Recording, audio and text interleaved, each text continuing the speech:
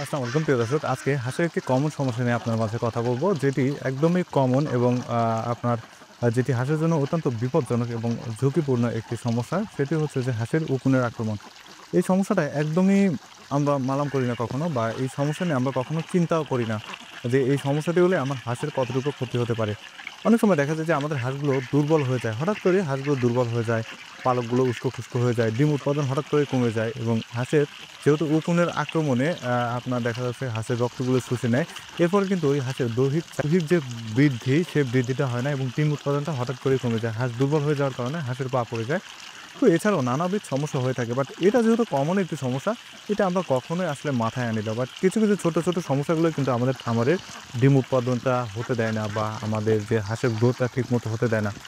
তো আমাদের আসলে আমি একজন খামারি হিসেবে আমাকে সবগুলো বিষয়ই বিবেচনা করতে হবে। সবগুলো সমস্যারই আপনার ট্রিটমেন্ট করতে হবে, বা কী সমস্যা হতে পারে সেই সমস্যাগুলো খুঁজে বের করতে হবে। তো প্রিয় দর্শক, আসলে হাঁসের যদি এই উকুন হয়, উকুন কিন্তু পরজীবী, এগুলো কিন্তু আসলে ওইভাবে দেখা যায় না। হাঁসের লোমের মধ্যে ঢুকে থাকে।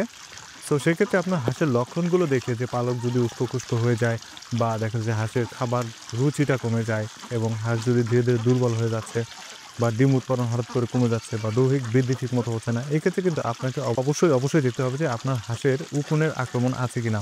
তো আপনার হাঁসের যদি উকুনের আক্রমণ থাকে, সেক্ষেত্রে আপনারা কী ধরনের ব্যবস্থা গ্রহণ করতে পারেন? এক্ষেত্রে অবশ্যই হাঁসকে আপনারা যে ব্যবস্থাটি গ্রহণ করতে পারেন, সেটা হচ্ছে যে হাঁসের যে রুম আছে, অর্থাৎ হাঁসের খামারের ৪ কোণায় বা সাইড দিয়ে আপনারা ওই বালি অথবা বালি অথবা ছাইয়ের সাথে ন্যাপথলিন গুঁড়া করে মিক্স করে আপনারা রেখে দিতে পারেন। এতে করে দেখবেন যে হাঁস কিন্তু পানিতে গিয়ে যেরকম স্নান করে বা গোসল দেয়, এরকম দেখবেন আপনি বালি বা ছাই পেলেও কিন্তু হাঁস ওইখানে গিয়ে সেটা শরীরে মাখায়।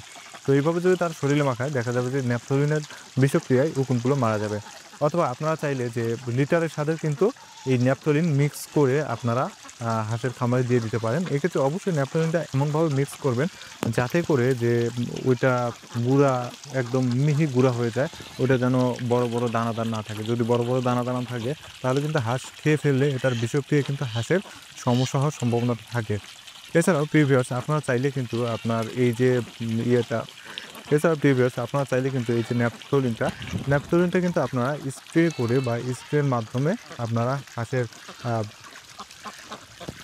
হাঁসের শরীরে দিয়ে দিতে পারেন, এবং হাঁসকে আপনারা চাইলে ন্যাপথলিনের পানিতে গোসল করিয়ে দিতে পারেন। এছাড়াও হাঁসের যদি উকুনের আক্রমণ হয়ে যায় বা উকুনের আক্রমণ থাকে, তাহলে আমরা কিছু মেডিসিন ইউজ করতে পারি।